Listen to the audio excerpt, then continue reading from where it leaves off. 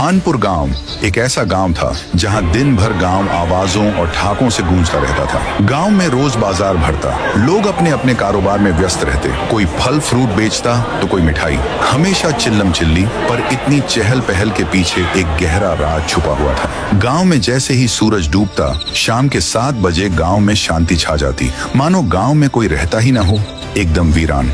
7 बजे के बाद लोग अपनी महंगी गाड़ी चलाते चलाते उतर जाते कि कहीं इंजन की आवाज ना हो जाए। घरों में के टीवी तक तुरंत बंद कर दिए जाते।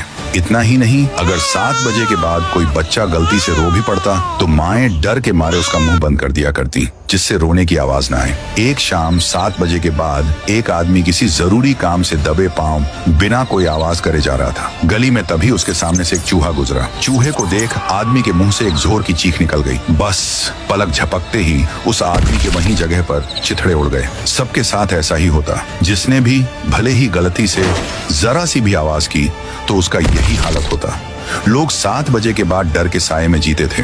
अगले दिन राइस्टार नाम का लड़का अपनी बाइक से भानपुर गांव के रास्ते से होते हुए दूसरे गांव के लिए जा रहा था, पर बदकिस्मती से अचानक 2 ट्रक बाइक के सामने आ जाते हैं। पर वक्त रहते ही राइस्टार बाईं ओर मुड़ा। हिलते डुलते राइस्टार गलती से भानपुर गांव के अंदर आता है। अनजान राइस्टार आगे बढ़ रहा था कि तभी शाम हो जाती है। चारों तरफ से सिर्फ एक ही आवाज गूंज रही थी, कृपया सारे लोग कदम भी फूंक फूंक कर रखिए, जरा सी भी आवाज आपकी मौत की कारण बन सकती है। 7 बजने में कुछ ही मिनट बाकी है। तभी राइस्टार देखता है कि बाजू से एक आदमी राइस्टार के सामने सफेद कार खड़ी करके उसमें से उतरता है और कार को धक्के मारते हुए कार को आगे बढ़ा रहा।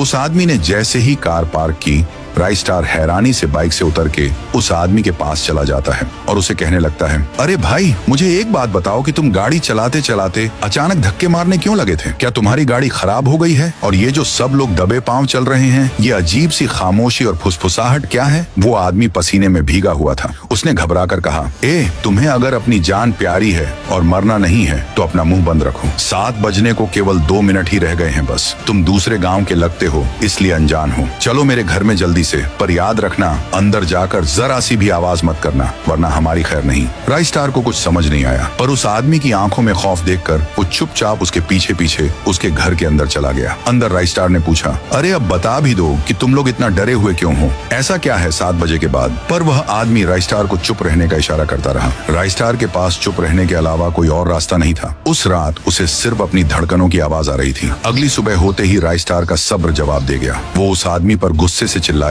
देखो भाई, तुम जो कोई भी हो, मुझे साफ साफ बताओ, तुम मुझे 7 बजे के बाद बोलने क्यों नहीं दे रहे थे, ना कोई आवाज करने दे रहे थे? आखिर इस गांव में ऐसा क्या खौफ है? बताओ जल्दी। तुम्हारे कहने पर मैंने बिना आवाज करे रात तो बिता ली, अब और चुप रहने की क्षमता नहीं है मुझ में। उस आदमी ने एक लंबी ठंडी सांस ली और बोला, अरे तुम्हें क्या बताऊं भाई, हमारी जिंदगी 7 बजे के बाद किसी नरक से कम नहीं रह जाती है। जो कोई भी थोड़ी सी भी आवाज करता है, उसके बदन के 4 टुकड़े हो जाते हैं, मानो किसी ने उसे हवा में ही चीर दिया हो। हर शाम 7 बजे किसी न किसी की मौत होना तय है। इसलिए तो मैं तुम्हें बार बार कह रहा था कि आवाज मत करो, वरना तुम भी बाकियों की तरह अपनी जान से हाथ धो बैठते। उल्टा मुझे शुक्रिया बोलने के बजाय ताने मार रहे हो। इस आदमी की बात सुनकर राइस्टार के रोंगटे खड़े हो गए। उसको एहसास हुआ कि वह कैसे बच पाया था, पर वो डरने वालों में से नहीं था। उसके दिल में एक आग जल उठी कि आखिर इस दहशत के पीछे राज क्या है। उसने फैसला किया कि वो इस डर का सामना करेगा। राइस्टार गांव के बाहर आकर 2 सबसे ताकतवर और बड़े बड़े स्पीकर लगाने लगा। राइस्टार ने वो स्पीकर्स सारे गांव के हर घर की छत पर,